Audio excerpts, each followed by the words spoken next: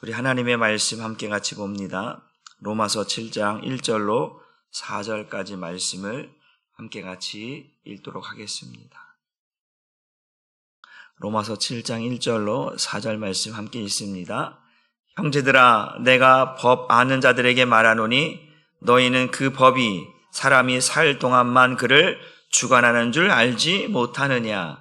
남편이 있는 여인이 그 남편 생전에는 법으로 그에게 매임바 되나 만일 그 남편이 죽으면 남편의 법에서 벗어나느니라. 그러므로 만일 그 남편 생전에 다른 남자에게 가면 음녀라. 그러나 만일 남편이 죽으면 그 법에서 자유롭게 되나니 다른 남자에게 갈지라도 음녀가 되지 아니하느니라. 그러므로 내 형제들아, 너희도 그리스도의 몸으로 말미암아 율법에 대하여 죽임을 당하였으니 이는 다른이 곧 죽은 자 가운데서 살아나신 이에게 가서 우리가 하나님을 위하여 열매를 맺게 하려 함이라. 아멘. 말씀의 제목도 한번 같이 읽어봅니다. 시작. 죽어야 자유로울 수 있다. 죄에 대해서 자유로울 수 있는 방법은 죽어야 자유로울 수 있다라고 하는 것입니다. 제가 말씀을 드렸습니다. 우리가 육체를 입고 있기 때문에 우리가 육체의 생명이 완전히 죽기 전까지는 죄의 영향을 받는다. 그 죄에서 완전히, 그 죄의 구속에서 완전히 벗어날 수 있는 방법이 뭐냐? 죽어야 된다. 그래서 영적으로 우리가 죄에 대하여 죽었다라고 하는 선포가, 예수와 함께 십자가에서 죽었다라고 하는 것은 영적으로 우리가 죄에 결박당하여서 죄에 구속되어져서 더 이상 영적인 사망으로 지옥 가지 않는다고 말씀을 드렸던 이유가 바로 이런 이유입니다. 그래서 앞선 시간에도 말했던 것이 우리는 죄에 대해 죽었다. 어디에서? 예수와 함께 십자가에서 죽었다. 예수와 함께 세례를 받았다. 예수와 함께 다시 살게 되었다. 우리는 하나님의 은혜 아래 있게 되어져서 더 이상 우리가 죄의 종이 되어져서 죄를 지을 수 있게 되었느냐? 아니다. 그럴 수 없다. 하나님의 은혜 아래 있다라고 하는 것은 죄에 대해 죽었던 자이고 예수와 함께 세례받은 자이고 예수 생명, 하나님의 생명 다시 산 자이기 때문에 죄 안에 거할 수 없고 죄 지을 수 없고 죄의 종이 될 수 없고 지옥 갈 수 없다라고 하는 사실들을 이야기해 왔습니다. 그래서 우리의 마지막이 사망이 아니라 우리의 마지막은 영생이다 라고 하는 이야기까지 말씀을 드렸습니다. 오늘 사도 바울은 7장에서 무엇을 이야기하냐면 우리 앞 시간에 이야기했던 내용들을 가지고 뭐냐면 우리가 법 아래 있지 않는 이유, 우리가 왜 법 아래 있지 않게 되었는가 라고 하는 것을 설명하려고 합니다. 그래서 우리가 법의 영향 아래 있어야 되는데 그 법의 영향력, 그 법의 구속력에서 벗어날 수 있는 이유가 뭐냐라고 하는 것으로 우리에게 오늘 설명하려고 합니다. 그 설명하려고 하는 예가 뭐냐? 결혼이라고 하는 것. 남자와 여자가 만나서 결혼했는데 그 남자나 여자나 그 남자가 여자에게서, 여자가 남자에게서 그 결혼 생활이 이제 지금이야 이혼이라고 하는 것을 가지고 이제 이야기하지만 율법에서 같은 특별한 사유가 없이는 이혼이 안 되거든요. 그런 의미에서 보게 되어지면 남자가 또는 여자가 그 서로 간의 구속력에서 벗어날 수 있는 방법이 무엇인가에 대해서 이야기를 하고 있는데 로마 7장 1절 말씀을 다시 한번 읽어봅니다. 시작. 형제들아, 내가 법 아는 자들에게 말한다. 여기서 말하는 내가 법 아는 자들, 법 전문가를 말하는 게 아니고 일반적으로 웬만한 이런 것 일반적으로, 그러니까 이 지금 말하고 있는 이 사도 바울이 말하고자 하고 있는 이 법에 대한 이 내용을 모든 일반적인 사람들도 다 알고 있는 그런 내용을 말하고 있는 거예요. 전문가만 알고 있는 내용이 아니라 모두가 일반적으로 알고 있는 내용이다라고 하는 의미에서 법 아는 자들에게 내가 말해본다라고 말합니다. 그러면서 너희는 그 법이 사람이 살 동안만 그를 주관하는 줄 알지 못하느냐. 우리가 가끔 이제 세상에서 어떤 정치인이나 경제사범이나 등등등 그들이 어떤 이제 검찰의 이제 조사를 받고 이제 막 어떠한 이제 구속력을 행사하려고 하면 갑자기 뭐 자살을 했어요.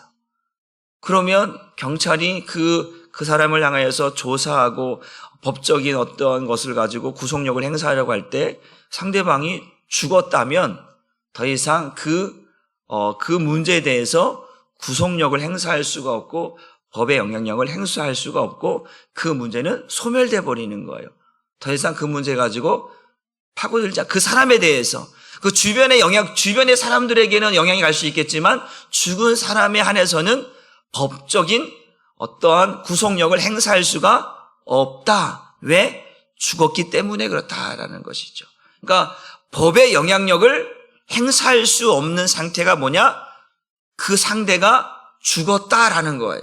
죽었기 때문에 법적인 구속력을 받을 수도 없고 또 죽은 사람은 반대로 법적인 어떤 접촉이나 영향을 받을 이유가 없다. 왜? 죽었기 때문에 그렇다라고 하는 사실을 오늘 사도 바울이 이야기하는 거예요. 그래서 그 법은 사람이 살 동안에는 어떤 통제력을, 어떤 영향력을 행사한다라는 거예요. 구속력을 행사한다는 거예요. 사람이 살아있을 때는 그 법이 그 사람에 대해서 구속력을 가지고 영향력을 행사하고 효력을 발생한다 하지만 그 사람이 죽게 되면 법적인 효력이나 법적인 영향력을 그 사람에게 행사할 수 없는 것이 법의 장점과 단점이라고 하는 사실입니다.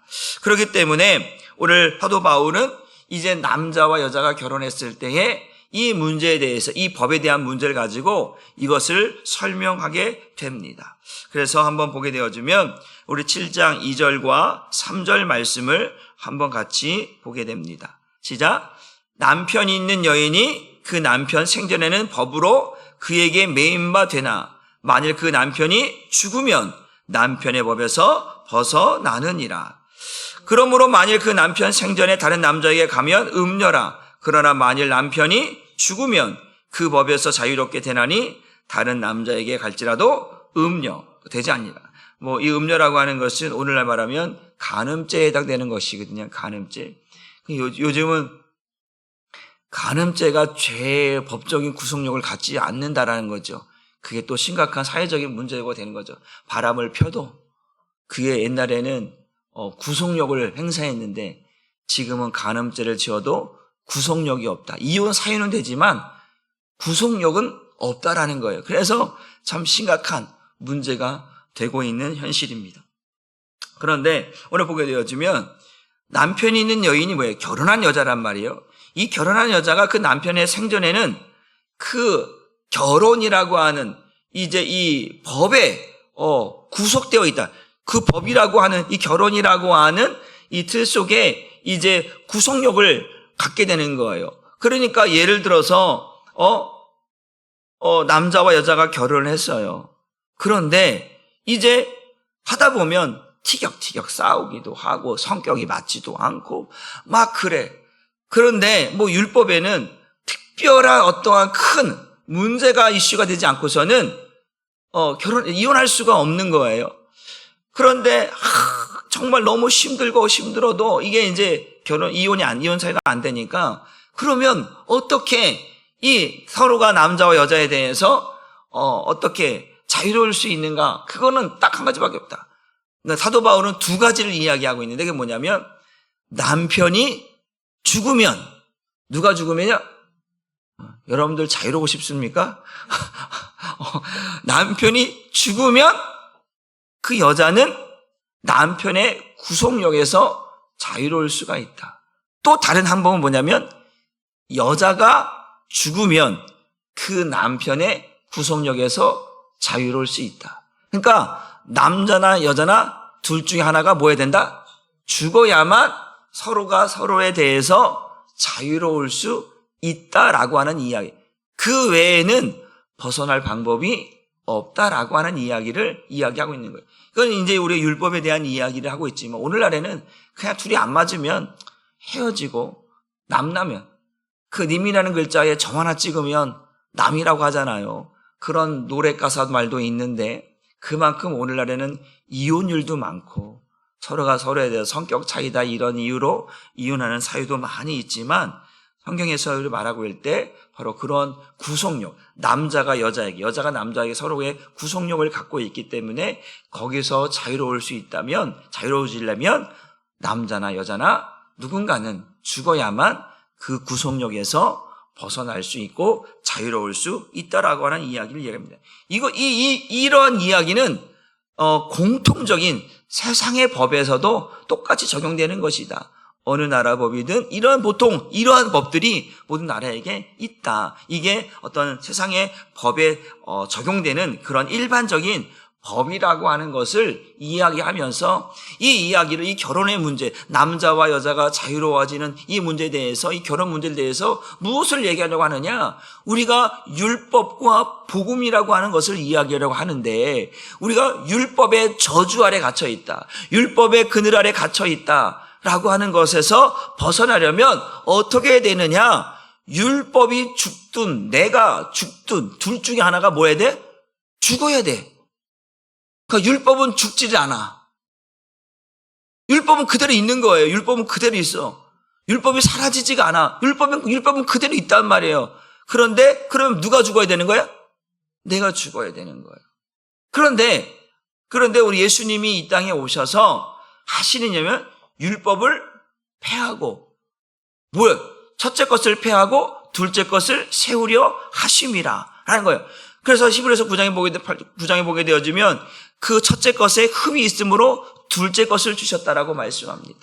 히브리서 10장 9절에도 말씀한 것처럼 내가 아버지 뜻을 행하러 왔습니다. 첫째 것을 폐하는 이유가 뭐냐? 둘째 것, 새 언약을 이루시기 위해서 예수님 오셨다라고 말씀을 하고 있단 말이에요. 그러니까 첫째 것을 폐하지 않으면, 이것이 없어지지 않으면 둘째 것으로 갈 수가 있다 없다? 없다란 이야기를 이제 결혼과 관련해서 특별히 또 이 율법과 복음에 관련해서 이야기를 하고 있는 거예요. 그래서 고린도전서 7장 39절 말씀도 사도 바울이 이 부부간 결혼에 관련해서 이야기했던 것을 보게 됩니다. 시작. 아내는 그 남편이 살아있는 동안에 매여 있다가 남편이 죽으면 자유로워 자기 뜻대로 시집갈 것이나 어떻게? 주 안에서만 할 것이니라. 사도 바울은 또 이제 남편이 죽었어. 근데 이제 유대사에서는 이 남편이 경제활동을 보통 남편이 다 하잖아요.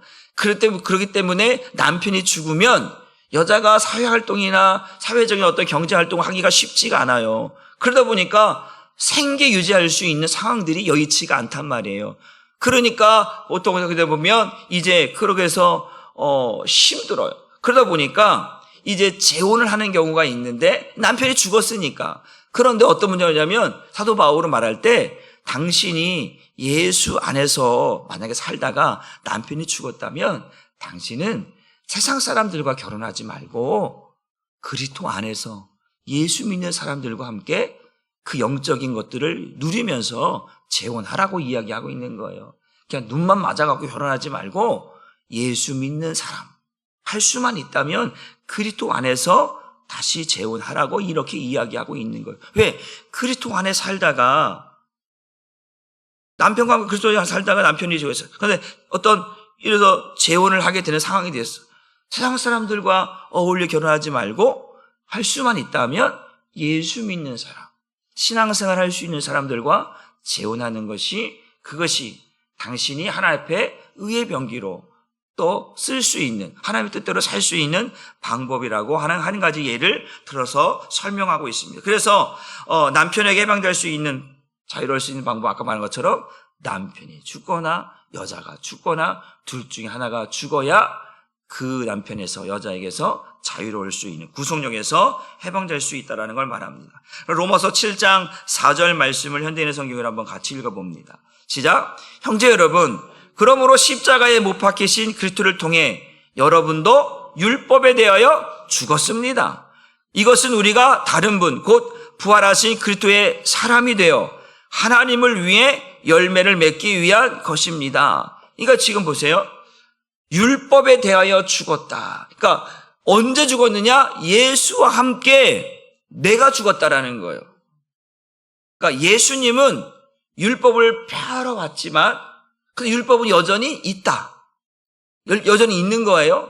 그런데 그러면 율법이 있으니까 내가 자유로울 수 없어. 그러니까 지금 예수님께서 뭐 하라고 하는 거예요? 나를 예수와 함께 뭐 하는 거예요? 죽게 하시는 거예요. 이해되셨나요? 갈라디아서 2장 10절에 말해 내가 예수와 함께 십자가에 못 박혀 죽었습니다. 내가 중에 예수께서 성령께서 그 나를 십자가에 죽게 하셨단 말이에요. 죽게 하시는 이유는 뭐냐면 바로 이거예요. 이제 율법의 구속력에서 나를 자유케 하시려고 한다라는 거예요. 이해되셨죠? 그러니까 성경은 뭐라면 율법이 우리의 옛 남편이라고 표현하고 있는 거예요. 이해되셨죠? 율법이 우리의 옛 남편이야. 근데 율법이 여전히 있어. 그런데 있으니까 내가 자유로울 수가 없는 거예요. 율법들이 있으니까. 그러니까 어떻게 하느냐? 하나님께서 나를 뭐하게? 죽게 하시는 거예요. 예수와 함께 십자가에서 이 율법에 대해서 죽게 하시는 거예요. 그래서 나를 예수 생명으로, 그리고 예수와 함께 죽고 예수와 함께 세례받고 예수와 함께 다시 살아나게 했다고 말씀드렸잖아요. 앞 시간 계속 말씀드렸잖아요.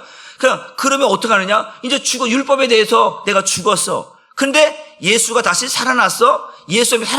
예수와 함께 내가 이제 예수 생명을 살게 했으니까 나를 예수 생명을 살게 하신 그 예수와 연합하여서 새 생명으로 새로운 삶을 살게 하셨다라는 거예요. 이걸 지금 이걸 재혼으로 지금 표현하고 있는 거예요. 이해되셨죠?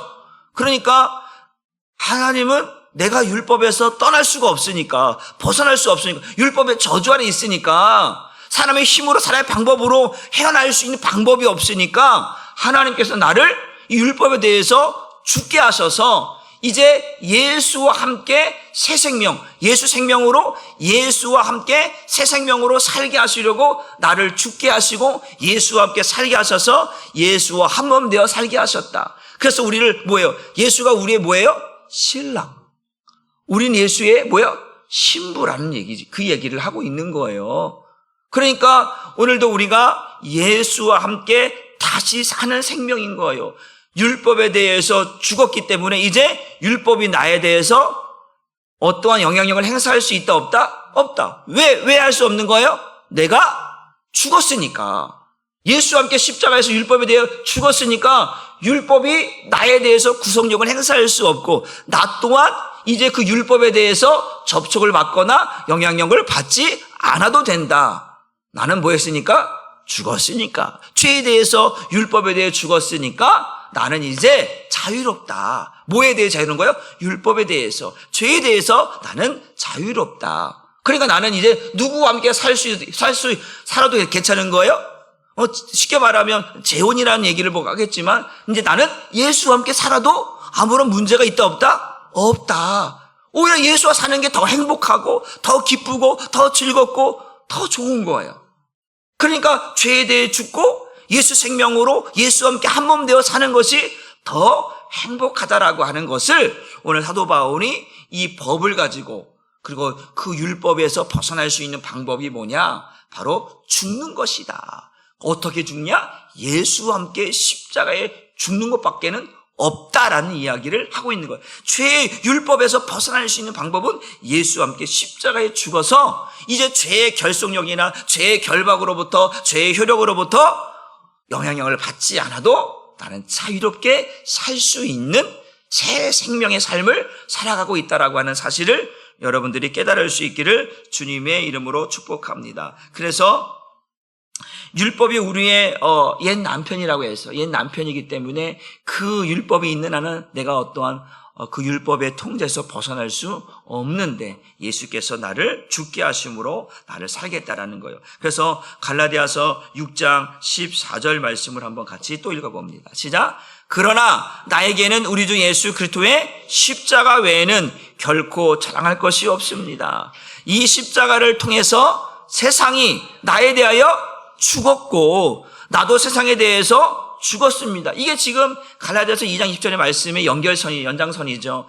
내가 예수와 함께 십자가에 죽었다. 뭐에 대해 죽었다? 죄에 대해서 율법에 대해 죽었다는 얘기예요. 그러니까 죽었으니까 그 율법이 나에서 어떠한 영향력을 행사할 수도 없고 나 또한 그 율법에 대해서 어떠한 영향력을 받지 않아도 된다. 그러니까 말 사도바울 똑같은 그 십자가를 통해서 나는 세상에 대해서 세상이 나에 대해서 죽었다라는 거. 세상이 죽으니까 세상이 나에게 죄의 영향력을 행사했단 말이에요. 근데 세상이 죽어버리니까 내가 죄의 영향을 받지 않아. 근데 또 반대로 나도 세상에 대해서 죽었어. 그러니까 세상이 내게 하던 그런 영향력을 더 이상 받지 않아도 된다라는 거예요. 그러니까 죽으면 자유로울 수 있다니까요. 죽으면. 그래서 많은 사람들이 죽으면 자유로울 수 있어? 그래서 자살하는 거예요. 곡해하는 거, 오해하는 거죠. 죽으면 이제 모든 것이 끝나니까. 어떠한, 예를 들어서 빚이 너무나 많아. 사업하다 빚져갖고, 도저히 갚을 방법이 없으니까, 어떤 사람은 파산 신청해갖고, 여러분, 우리 연예인 가운데 이상민이라고 하는 그 사람이 있잖아요. 그 사람은 그 몇십억 되는 것들을 파산했는데, 파산 신청해서 결국 다 갚고, 이번에 또 재혼했더라고요. 그러니까 대단한 거예요, 그거. 어떤 사람들은 그 감당할 수 없으니까 파산 신청을 해놓고도 자살하고 죽는 사람들이 많아. 자기만 죽는 게 아니라 식구들을 다 함께 같이 죽는 사람들이 얼마나 많아요. 이게 내가 죽으면 자유로울 수는 있겠지요. 그런데 그것이 내가 죽는다라고 하는 것이, 육체의 생명이 죽는다는 것이, 자살하는 것이, 이것은 죄라고 하는 것들을 인지하지 못하는 거죠. 그냥 나만 자유로우면 돼. 이제 그 문제 해결할 수 있는 방법이 죽는 거. 맞긴 맞는데 잘못된 방법이죠. 우리 육체 생명을 끊어버리는 것은 내가 어떤 사고로 죽을 수 있지만 일부러 내 생명을 끊는 것은 그것은 하나님 앞에 범죄이고 죄라고 하는 사실을 여러분들이 곡해하지 않을 수 있기를 주님의 이름으로 축복합니다. 그래서 세상이 나에 대해서 죽었다. 나도 세상에 대해 죽었다. 서로가 죽었으니까 서로가 서로에게 어떠한 영향력을, 어떠한 효력을 발휘할 수 없다. 서로가 서로에 대해서 자유로울 수 있다라고 하는 사실을 우리에게 말씀해 주고 있는 줄 믿으시길 바랍니다. 그러면 이제 어떻게 해서 율법에 대해서 죽게 되었는가? 그것은 하나님께서 우리를 사랑하셔서. 뭐 하셨어요? 사랑하셔서. 죄 아래서, 율법 아래서, 저주 아래서 헤매이고 고통당하며 살아가고 있는 우리를 그 죄에서, 그 율법의 저주 아래서, 사망의 그늘 아래서 우리를 건져내시려고 예수를 이 땅에 보내셨어. 보낸 것만으로 끝나는 게 아니라 반드시 예수가 우리를 십자가에서 죽게 해야만 되는 거예요. 예수만 죽어서는 안 되는 거예요. 사도 바울처럼 나도 예수와 함께 십자가에 죽어져야 돼. 예수만 죽으면 나도 죽어야 돼. 아까 했잖아요. 율법이 나에 대해 죽고 나 또한 율법에 대해 서로가 죽어야 된다니까요. 그러니까 오늘 예수님께서 우리를 예수와 함께 십자가에 죽게 하는 거예요. 십자가에서 죽는 게 중요한 거예요. 그래서 더 이상 죄가 우리를 왕노하지 못하는 방법이 뭐냐? 십자가에서 죽는 거예요. 그 십자가의 효력이 우리를 죄와 사망에서 건져내는 거예요. 에베소 2장 1절 2절처럼 죄와 허물로 죽었던 우리를 뭐 했다? 살리셨도다라고 말하는 거예요. 그러니까 반드시 예수와 함께 십자가에 죽는다라고 하는 것이 얼마나 중요한가. 그래서 내가 더 이상 죄의 종이 되어 살지 않는 거예요. 로마서 7장과 8장 넘어가면서 사도 바울이 말하잖아. 오라 나는 곤고한 자로다. 이 사망의 법에서, 이 죄의 법이 나를 다 힘들게 하는데 누가 나를 이 사망의 법에서, 죄의 법에서 누가 건져낼 수 있느냐? 생명의 성령의 법이 아니고서는 나를 그 죄의 법에서, 사망의 법에서 꺼낼 수가 없어. 그래서 내가 이제 어떻게 그 생명의 성령의 법으로 뭐 했다는 거예요? 해방되었다, 자유롭게 되었다라는 이야기를 하고 있거든요. 그러니까 우리가 이 율법에서, 이 죄에 대해서 우리가 자유로울 수 있는 방법은 반드시 예수와 함께 어디에서? 십자가에서 죽어져야만 내가 완전히 자유로워질 수 있고 또 이것에 영향을 받지 않을 수 있다라는 이야기를 하고 있다라고 하는 사실을 믿으시길 주님의 이름으로 축복습니다. 우리가 죽었으니까 자유로워질 수 있다. 여러분, 그래서 우리가 날마다 그런 거예요. 어떤 나도 모르게 자꾸 반복되어 있는 죄의 모습들을 날마다 거기에서 죽어져야 되는 거예요. 그러니까 우리가 3살 버릇 80까지 간다라고 하는 자꾸 그 똑같은 데도 계속 반복되어져 계속 하는 것은 문제가 있는 거예요. 그걸 빨리 끊어내지 않으면 벗어날 수가 없어요. 죄의 모습 보세요. 예를 들어서 어떤 행동을 했어. 이것이 죄의 모습이야. 이거를 하면 죄의 접촉을 받아. 그런데 알고도 그 일을 해. 그러면 이건 뭐예요? 이거는 심각한 거예요. 이건 뭐예요? 우리가 보통 예를 들어서 법정에서 딱 검사들이나 판사가 판결할 때에 거기에 고의성이 있는지, 그렇죠? 그게 고의성이 있는지 아니면 그게 습관적인지 그런 것들을 또 확인한단 말이에요. 우연적이고 우발적인 것들은 좀 참작이 돼요. 그런데 반복적이야, 계속적이야, 고의성이 있어. 그러면 가중처벌을 받는다라는 거죠. 그러니까 우리는 빨리 지금 내가 예를 들어서 우리가 보통 예를 들어 초범이라고 하잖아요. 그런데 그런 사람들에게는 좀 이게 처음 어떤 일을 위해서 어쨌든 어떤 그걸 참작을 해서 어떤 법의 형량을 좀 줄이기도 하고 해주거든요. 그렇기 때문에 우리가 빨리 어떤 그 죄의 습성이나 거기서 빨리 죽어지거나 빨리 빠져나오지 않으면 오히려 법에 가중된 벌을 받는 것처럼 우리는 빨리 죄에 대해서는 빨리 할 수만 있다면 빨리 죽어져야 되는 거예요. 그래서 우리가 회개할 때도 마찬가지예요. 왜 회개를 빨리 하라고 하는 이유가 뭐냐면 그런 죄의 무게감, 죄의 고통감을 빨리 덜어내기 위해서 빨리 회개하라는 거예요. 하루를 넘기지 말라라는 거예요.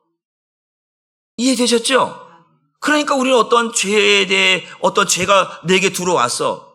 그러면 이걸 빨리 해결하면 빨리 회개해야 돼. 빨리 화해를 해야 돼. 부부간에 다툼에도 빨리 해결해야 돼. 하루를 넘기지 말라는 거예요. 그래, 네가 나한테 참 한번 보자. 네가 나한테 잘못했다기니까 나 절대 나는 이제 용서 안 할 거야. 그러고 둘이 그냥 등만 맞대고 보면 으르렁거리고 매 그러고 있으면 이 죄의 무게감이 죄를 나를 주장하고 있는 거잖아요. 죄의 병기가 되어 살아가는 거잖아요. 그러니까 우리 앞선 시간에도 너희가 더 이상 너희 몸을 그 불의의 병기로 내어주지 말라고 말하고 있잖아요. 우리 육체를 가지고 자꾸 마귀가 그렇게 사용하니까. 그러니까 이 죄에 대해서 빨리 죽어지는 거예요. 그래서 회개가 중요한 거예요. 저와 여러분들이 이 죄에 대해서 자유로우려면, 이 율법에 대해 자유로우려면 영적으로 죽어야 되는 거예요. 죽지 않으면 자유로워질 수가 없다. 난 여러분들이 이 죄에 대해서, 이 율법에 대해서 하나님 앞에 자유로울 수 있는 은혜가 있기를 주님의 이름으로 축복합니다. 그러면서 이제 이 율법, 이 죄의 법에서 해방됐다 그러면 우린 또 다른 법에 적용을 받게 됩니다. 그게 뭐냐면 그리스도의 법입니다. 따라합시다. 나는 그리스도의 법을 적용받고 있습니다. 이게 무슨 말이냐라는 것인데 우리 마태복음 5장 17절 말씀을 한번 같이 읽어봅니다. 시작. 내가 율법이나 선자를 폐하러 온 줄로 생각하지 말라. 폐하러 온 것이 아니요 완전하게 하렴이라. 여기서 지금 예수님께서 하신 말씀은 뭐냐면 첫째 것을 폐하심은 둘째 것을 세우심이라. 이런 말씀을 히브리서 말씀하고 있어요. 내가 첫째 것을 폐하신 것은 둘째 것, 새 언약을 주시기 위해서 첫째 것을 폐하신다고 말하는데 마태복음에서는 뭐라고 하냐면 율법이나 선제를 폐하러 오지 않았다. 폐하러 온 것이 아니라 완전하게 하기 위해 했다라는 거거든요. 그러니까 이게 무슨 말이냐면 지금 율법은 우리를 죄라고 하는 것에 정죄하고 판단하고 죽이는 일에 우리를 묶어놨단 말이에요. 그러니까 이 율법의 저절에 갇혀서 자꾸 죄의 사망으로 살아가는 거예요. 근데 거기서 벗어날 수 있는 능력이 내게는 없어. 내게 없으니까 이제 그 율법을 해서 나를 죽게 하는 거예요. 그런데 이게 뭐냐면 이 그리스도의 법은 뭐냐? 이 율법에서 벗어날 수 없으니까 하나님께서 그리스도의 법을 내게 적용시키는 거예요. 그리스도의 법을 적용시키는 것이 뭐냐? 예수님께서 말하는 거예요. 이 율법이라는 것이 지금 율법은 하나님의 말씀이죠. 말씀인데 왜 율법을 폐한다라고 했던 표현들을 왜 하고 있느냐? 율법 전체를 싸그리 그냥 다 전체 1.1에도 남김없이 전체를 다 싸그리 다 없애버린 게 폐한다는 얘기가 아니라 여러분 십계명은 율법이 아니에요? 율법이에요. 그거 폐했어 안 폐했어요? 안 폐. 그러니까 율법을 말할 때 율법을 폐한다라고 할 때 그 폐하는 의미가 뭐냐면 이거예요. 유대인들이 그 율법을 가지고 어때요? 율법을 지킴으로 구원받는다라고 하는 생각. 율법을 지킴으로 내가 의롭다라고 하는 생각. 이러한 잘못된 방법들. 그 율법을 지켜서 내가 구원받고 율법을 지켜서 의로워지고 율법을 지켜서 칭찬, 그런 것을 인하여서 나를 드러내고 나를 자랑하고 내가 구원받다라고 말하는 그런 모든 잘못된 것들을 뭐한다? 폐한다라는 거예요. 그런 의미에서 율법을 폐하는 것이지 율법 자체를 없애버리는 게 아니에요. 그래서 잘못된 것들을 폐해서 이 율법이 주신 목적이 뭐라고 했어요? 죄를 깨닫게 하는 거잖아요. 이게 죄니까 죄를 끊어버리고 이제 더 이상 죄를 짓지 않게 하기 위해서 우리를 어디로 보내는 거예요? 예수께로 보내는 거예요.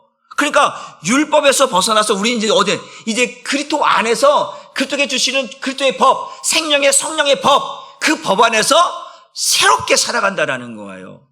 봐봐요. 예를 들어서 그런 거잖아요. 아까처럼 A라고 하는 가정이 있다가 이제 남편이 어떤 상황에서 이제 죽게 되었어요. 그 아내가 있는데 이제 남편이 죽었으니까 자유로울 수 있잖아요. 재혼을 했어요. 새로운 사람을 만났을 거 아니에요? 그러면 또 이 새로운 이 여인은 새로운 남편과 함께 그 법대로 살아가야 되잖아요. 똑같은 것처럼 이제 우리는 율법, 죄의 법, 사망의 법이 아니라 이제는 그리스도의 법, 생명의 법, 하나님의 법, 이 법 안에 들어와서 새롭게 살게 되었다라는 거예요. 이해되셨죠? 그러니까 우리는 이제 사망이 왕노릇하는 법이 아니라 생명이 왕노릇하는 법에 안에서 살고 있다는 거예요. 그게 무슨 법이다? 그게 그리스도의 법이다. 그리스도의 법에서 우리가 살고 있는 생명이 예수 생명으로, 부활 생명으로, 하나님의 생명으로 살고 있는 법 안에 살고 있다. 왜? 이제 우리는 누구와 살아가는 거예요? 예수와 함께 살아가니까. 예수께서 우리에게 주시는 그 은혜의 법, 그리스도의 법, 생명의 성령의 법, 하나님의 법, 이 법 안에서 우리는 새롭게 새 생명으로 새롭게 살게 되었다라고 하는 이야기를 오늘 사도 바울이 이야기하고 있다. 그런데 이제는 이 율법에 대해서는 죽었어. 근데 하나님의 배가 그러는 거예요. 이 앞선 시간에 했던 얘기는 뭐냐면, 그러면 우리가 다시 죄 가운데로 갈 수 있느냐 없느냐? 있다 없다? 없다라는 거예요. 이제 우리가 새롭게 그리스도와 함께 한 몸이 되어지고 하나가 되어져서 새 생명으로, 예수 생명으로, 하나님의 법, 그리스도의 법, 생명의 법으로 살고 있는데 여기서 죄를 지을 수 있다 없다? 없다라는 거예요. 이거는 영원한 법인 거예요. 영원한 생명인 거예요. 이해되셨죠? 그러니까 사도 바울이 말하고 싶은 게 뭐예요? 이제 이 안에 있다면 죄를 지을 수 있다 없다? 없다라는 거예요. 이거는 영원한 거예요. 여기서는 죽을 수도 없다라는 거예요. 영원한 생명이니까. 그래서 우리는 여기에서 살아야 된다라는 것을 이야기하고 있다라고 하는 사실을 깨달을 수 있기를 주님의 이름으로 축복합니다. 우리가 율법으로 말미암아 구원받을 수 있는가? 절대 없다. 율법으로 말미암아 죄산 받을 수 있다? 절대 없다. 우리는 반드시 이 그리스도의 법 안으로 들어가서 예수 안에 들어가서 예수 생명으로 살 때만 우리가 영원한 구원을 받을 수 있고 또한 우리가 의롭다라고 하는 칭함을 받을 수 있다. 율법에 살 수 없는 것을 여기서는 할 수 있다. 그렇죠? 율법에서는 구원받을 수 있어 없어요? 없다. 율법으로 의로워질 수 있어 없어요? 없다. 그러나 그리스도의 법에서는 가능하다. 그리스도 안에서는 우리가 구원받을 수 있어요 없어요? 있다. 우리가 그리스도 안에서 의로워질 수 있어요 없어요? 있다. 그러니까 율법에서 할 수 없는 것들을 그리스도의 법에서는 할 수 있다라고 하는 사실을 이야기하면서 우리는 이제는 이 그리스도의 법, 은혜의 법, 생명의 법, 하나님의 법, 성령의 법, 이 안에서 새 생명으로 예수 생명으로 살게 되었다라고 하는 사실을 이야기하면서 여기서는 더 이상 죄가 왕노릇할 수 없고 사망이 왕노릇할 수 없다. 여기서는 은혜의 법으로 그리스도의 법으로 날마다 기뻐하며 감사하며 찬송하며 살아가는 새로운 생명, 예수 생명으로 사는 삶이 되었다. 그러니까 저와 여러분들이 지금 살아가는 방식을 보는 거예요. 아직도 율법을 그리워하고 있는 삶을 살고 있는지, 죄의 법으로 끌려가며 살고 있는 법인지, 아니면 예수 안에서 그리스도의 법에, 생명의 법에, 하나님의 법에, 은혜의 법 속에서 살고 있는지를 여러분들이 확인하며 살아가야 돼요. 그러니까 신앙생활 하면서 짜증나, 답답해, 괴로워. 이건 지금 어디에 살고 있는 거예요? 여기서 살고 있는 게 아닌 거예요. 여기서 아직도 내가 죽지 않았다라는 거예요. 죽지 않았다라는 거예요. 죽은 것 같은데 죽지 않았다라는 거예요. 그러니까 우리는 날마다 그걸 알아야 돼요. 나의 신앙생활이 어떠한 삶인지를 여러분들이 봐야 돼요. 내가 죽었는지. 우리 옛날에 그런 게 있지. 죽었니? 살았니? 물어보잖아요. 그럼 여러분 뭐라 그래요? 살았다는 건 여기서 사는 거예요, 여기서. 죽었다고 해야 여기 사는데, 살았다고 하니까 여기 사는 거예요. 그러니까 우리가 살았는지 죽었는지, 죄에 대해 율법에 대해 살았는지 죽었는지 확인하시고 여러분들이 항상 이 은혜의 법, 그리스도의 법, 생명의 법, 성령의 법 안에서 여러분들이 항상 감사하고 기뻐하고 은혜를 누릴 수 있는, 그래서 죄에서 벗어날 수 있는 방법인 바로 예수와 함께 십자가에서 율법에 대해서, 죄에 대해서 죽는 것밖에 없다. 이것이 우리가 자유로워질 수 있는 방법이라고 하는 사실을 깨닫고 여러분들이 여러분의 신앙생활 날마다 행복해지기를 주님의 이름으로 축복합니다. 기도하겠습니다. 하나님 감사합니다. 오늘도 하나님께서 우리가 어떻게 자유로울 수 있는가, 율법에 대해서, 죄에 대해서 자유로울 수 있는가, 그 죄에 대해서, 율법에 대해서 죽지 않으면 우리는 벗어날 수 없고 자유로울 수 없다라고 성경은 말합니다. 사도 바울은 결혼이라고 하는 것을 예를 들어 설명하면서 그 남편과 그 아내가 서로 그 구속력을 행사할 수 없는 방법은 남편이 죽거나 아내가 죽으면 그 구속력에서 자유로워질 수 있다라고 말하는 것처럼 우리가 율법이라는 것이 우리의 옛 남편이 율법인데 그 율법은 사라지지 않기 때문에 내가 그 구속력에서 벗어날 수 없기에 하나님께서는 그 율법의 저주 아래 살고 있는 나를 벗어나기 위해서 예수를 이 땅에 보내시고 예수를 십자가에 예수와 함께 또한 죄에 대하여 죽게 하셨습니다. 내가 예수와 함께 십자가에 죄에 대하여 율법에 대하여 죽게 하심으로 더 이상 율법이 나에 대해서, 나 또한 율법에 대해서 죽었으므로 아무런 구속력이나 행사나 영향력을 행사할 수 없다라고 성경이 우리에게 말하고 있는 것처럼 이제 나는 죄의 종이 아니라 의의 종이 되어져서 나는 이제 사망이 왕노타는 것이 아니라 생명이 왕노타는 곳에서 나는 영원한 주님과 함께 정말로 주님을 기뻐하며 주님의 은혜에 감사하며 은혜의 법 속에 살아가고 있음을 날마다 나의 삶을 보면서 내가 죄에 대해 죽었구나, 내가 율법에 대해 죽었구나, 나는 이제 새 생명으로 예수와 함께 살게 되었다라고 하는 사실을 가지고 우리 한사람교회 모든 성도들이 기뻐하고 감사하고 즐거워하며 살아갈 수 있는 은혜가 있기를 원하여서 주님께서 그러한 삶을 살게 하실 줄 믿고 감사드리며 예수님의 이름으로 축복하고 기도 올리옵나이다.